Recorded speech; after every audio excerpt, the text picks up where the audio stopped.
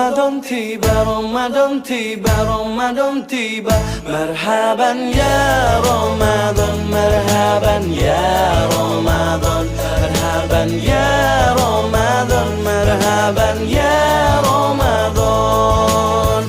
Ramadan tiba, Ramadan tiba, Ramadan tiba.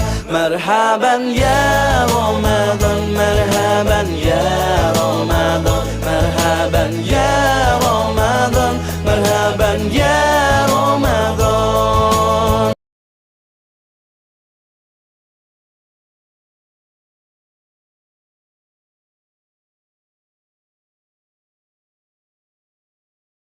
Bismillahirrahmanirrahim. Assalamualaikum warahmatullahi wabarakatuh. Alhamdulillahi rabbil alamin. Huwallazi arsala rasulahu bil huda wa dinil haqq liyudhhirahu ala dini kulli wa kafa billahi syahida. Allahumma salli ala sayyidina Muhammad wa ala alihi wa ashabi asma'in. Rabbi israh li sadri wa yassir li amri wahlul 'uqdatam min lisani yafqahu qawli. Usini wa ayyakum bitaqwallah faqad faza fawzan 'azima. Saudara-saudaraku rahimakumullah. Alhamdulillahirabbil alamin. Pada kesempatan kali ini kita bisa bertemu lagi. Mudah-mudahan Allah SWT senantiasa melindungi kita dari mara bahaya.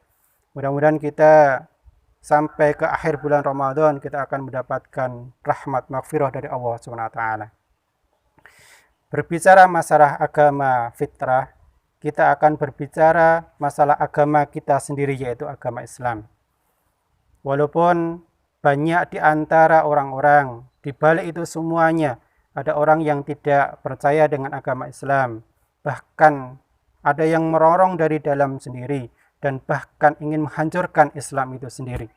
Tetapi dari sisi yang lain, Allah SWT memberikan kabar gembira kepada kita semuanya. Banyak orang yang kembali kepada agama fitrah ini, baik itu setiap hari, setiap bulan, atau bahkan setiap tahun kita akan mendengar orang-orang kembali kepada ajaran Islam, yaitu agama fitrah ini. Kalau zaman dahulu ada pengikutnya Fir'aun, tukang-tukang sihirnya, di mana mereka atas izin Allah SWT kembali kepada agama fitrahnya, kembali mengikuti ajaran Nabi Musa. Kita tahu juga dulu ketika terkenal yaitu Umar bin Khattab radhiyallahu an. Sebelum beliau masuk ke Islam, beliau menentang sekali ajaran agama ini. Tetapi ketika hidayah menjumpai beliau, akhirnya beliau kembali kepada agama fitrah, yaitu agama Islam ini. Saudara-saudaraku rahimakumullah, agama fitrah ini ditujukan untuk alam semesta. Sehingga wajar ketika Allah SWT menurunkan agama Islam ini, agama fitrah ini, karena untuk mengatur diri kita sebagai manusia, untuk mengatur alam semesta ini. Berkaitan dengan itu, Allah SWT menyampaikan hal ini dalam surat Shad, As-Saff ayat yang ke-8 sampai ke-9.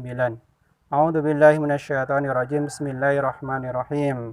Liyutfi'u nurallahi biafwahihim wallahu mutimmu nurihi walau karihal kafirun. Huwallazi arsala rasulahu bil huda wa dinil haqq liyudhhirahu 'ala dini kulli walau karihal kafirun. Inilah gambaran Allah SWT kepada kita semuanya. Ada orang yang ingin memadamkan cahaya Allah, yaitu agama Islam ini. Tetapi Allah SWT, cahaya Allah akan semakin terang di muka bumi.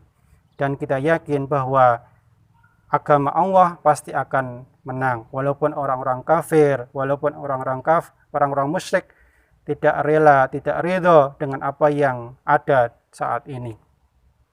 Lantas, di manakah sisi fitrah Islam itu sendiri? Kalau kita berbicara Islam, maka kita akan berbicara bahwa Islam itu adalah agama yang sumuliyah. Ada agama yang tawazun, seimbang antara satu dengan yang lainnya. Berbicara masalah tawazun, ini berkaitan dengan keadilan. Namanya adil tidak harus sama rata, tidak harus sama. Tetapi yang namanya adil adalah menunaikan haknya sesuai dengan proporsionalnya masing-masing. Masalah ini ketika kita berbicara masalah adil antara dunia dan akhirat, maka harus seimbang antara dunia dan akhirat itu sendiri.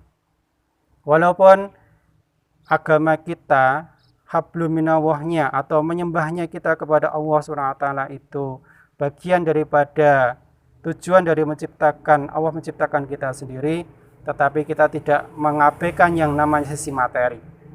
Begitu juga ketika kita mengejar materi, jangan sampai materi itu menjadi tujuan bagi kita semuanya. Inilah proporsional ataupun seimbang antara urusan dunia dan urusan akhirat.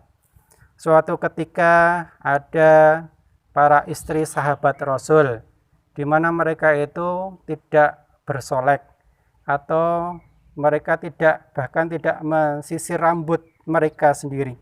Ketika itu istri Rasulullah SAW, Aisyah, kemudian mencari berita.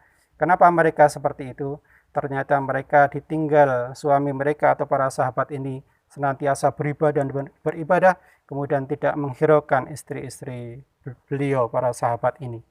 Kemudian hal ini sampai kepada Nabi dan Nabi menegur para sahabat. Hebatnya mereka ditegur karena banyak ibadah. Mungkin kalau kita ya sedikit ibadah, kemudian baru ada yang menegur kita. Inilah sebuah konsep di mana Islam mengatur kehidupan antara dunia dan akhirat harus seimbang satu dengan yang lainnya. Mudah-mudahan kita bisa berbuat adil untuk diri kita, untuk keluarga kita, untuk agama kita, baik itu di dunia maupun di akhirat, sehingga nantinya kita akan menjadi orang-orang yang bahagia di dunia maupun di akhirat. Demikian yang dapat kami sampaikan, mudah-mudahan bermanfaat bagi kita semuanya. Usini wa iyyakum bitaqwallah. Wassalamualaikum warahmatullahi wabarakatuh.